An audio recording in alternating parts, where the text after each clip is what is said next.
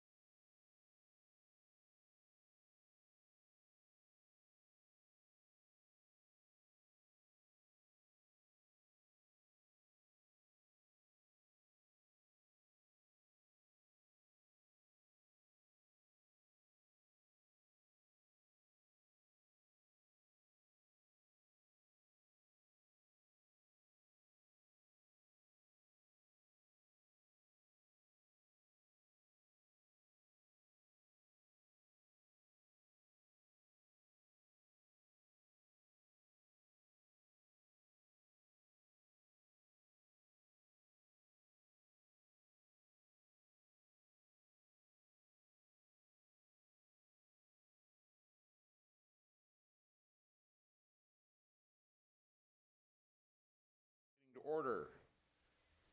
Take roll call, please. Vice Chair Seltzer. Here. Member Kramer. Here. Was that difficult? Updates to subsequent agenda publication. There have been none.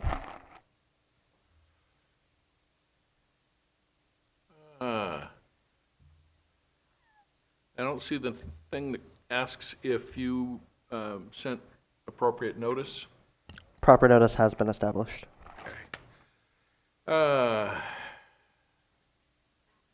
Would you read the requested withdrawals, please?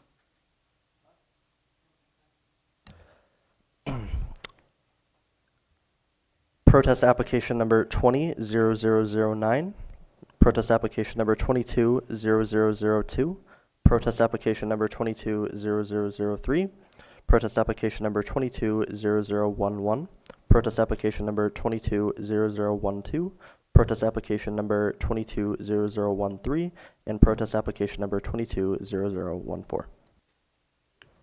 Any comments from the board? Not for me.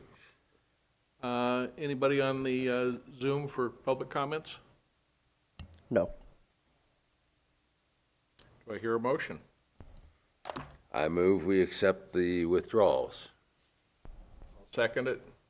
All in favor? Aye. Aye. Item number 3, approval of stipulations. There aren't any. Item 4, approval of continuances, and there aren't any. Item 5. Looks like everything has been withdrawn. Item 6, other business, approval of minutes of October 24. I move we approve the minutes of October 24. Second? Aye. Aye. Passes unanimously. Public expression, again, there isn't anybody on Zoom. Matters from staff. One note that we have is that there are 3 open alternate seats on the Assessment Appeals Board, so we'd like to encourage any applications for that. What do we do to advertise those? So they're listed on the Mendocino County website. There's a tab off of our agendas and minutes page. We have occasionally done some outreach to try to get some of the seats filled. Unfortunately, with the pandemic ending, we've seen a drop off in all of our boards and commissions just because people can't meet remotely anymore. I think a lot of people got addicted to that. What are the restrictions on who can serve on it? Can a county employee serve on it? I don't know that one off the top of my head. There is a requirement that the person be a resident of the county, that, although I believe that can be waived by the board if certain other requirements are met. They do have to be able to, obviously serve impartially on the decisions that are going to be coming in front of the committee. In terms of whether it can be an employee or whether there are other qualifications, I think we'd have to look at that and get back to you. I know when I went before the board, they looked at background and credentials. I assume it's just an experience in evaluating real property is the primary. But if they're not a resident of the county, that can be waived under the appropriate circumstances? Yeah, I don't recall what the full, there's some alternate requirements I think that have to be met, and then the board can waive it, but I don't recall what those are off the top of my head. Would you send me an email with those? Yeah, we can do I that. have somebody that might be interested who doesn't live in the county. Could you include me as well? Yeah. In case there's someone I can think of. Well, why don't I send it to clerk of the board as well as the current members? Sure. Any other items of discussion? Any announcements?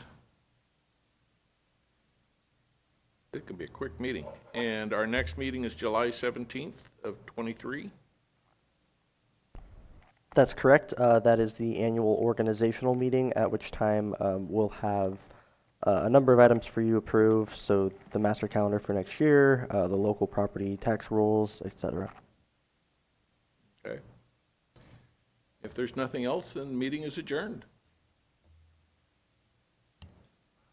at 9:05. That's just because the